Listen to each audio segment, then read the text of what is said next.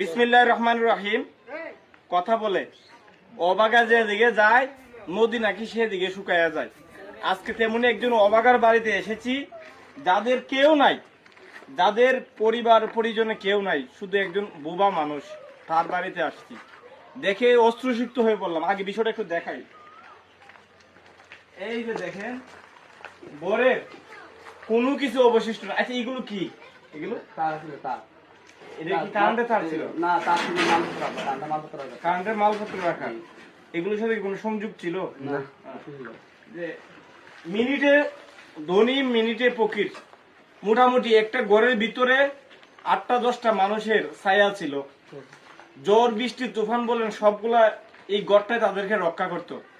এখন কিচ্ছু নাই, পুরে ছাই, একদম শেষ। এই যে আপনারা বিষয় একটু দেখাও।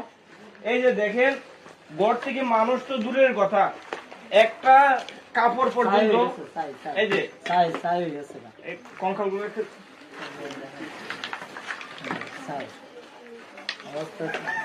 একটা মানুষের ঘর পুড়ে গেলে আর কি থাকতে পারে? এই যে দেখেন, কিচ্ছু নাই। আজকে আপনাদের কাছে 2 হাত তুলে বলছি। কেন বলছি এই জিনিসটা আপনাদেরকে একটু দেখাইতে চাই।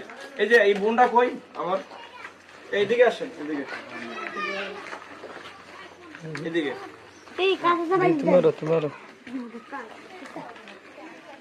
একবারে উনি একজন বোবা মানুষ, তার আপন বলতে আর কিচ্ছুই নাই। এই মানুষটার পাশে যদি একটু তাকান, কি চান বলেন, বলেন কিছু। উনি কথা বলতে পারে না। এই মানুষটার পাশে যদি আমরা না দাঁড়াই ভাই, কার পিছনে দাঁড়াবো? তার কি আপন হইতে পারে? দুনিয়া বুড়ি বুড়ি সম্পদ আপনার থাকতে পারে, কিন্তু এই বুবা মানুষটার পাশে যদি না দাঁড়ান, কার পেছনে দাঁড়াবেন? আপনাদের কাছে বেশি কিছু চাচ্ছে না আমরা। ওরা কি চান? টিন কাঠ আর হলো বাঁশ দিয়া কমপক্ষে এই ঝড় বৃষ্টির দিনে যাতে খুব তাড়াতাড়ি আমরা এই ঘরটা দাঁড়াইতে পারে, কমপক্ষে ঝড় আর বৃষ্টি থেকে যাতে বাঁচতে পারে। যার পুড়ে গেছে সবই পুড়ে গেছে ভাই, তাহলে তো আমরা কিছু দিয়ে সান্ত্বনা দিতে পারবো না। এই জন্য ঘরের ইমার্জেন্সি যে জিনিসগুলো লাগে, তালা বাসন, এগুলো যদি একটু দিয়ে সহযোগিতা করতেন। এই যে আমি আপনাদেরকে কি দেখাবো, দেখেন ঘরের যা ছিল কিচ্ছু নাই। এই যে, আচ্ছা এখন আপনি আসেন। এই যে মানুষটা কি করেন? রাজমিস্ত্রি কাজ করে ভাই। আর এই বিটটা ছাড়া তার কিছু নাই। এই যে আমার ভাই বোন,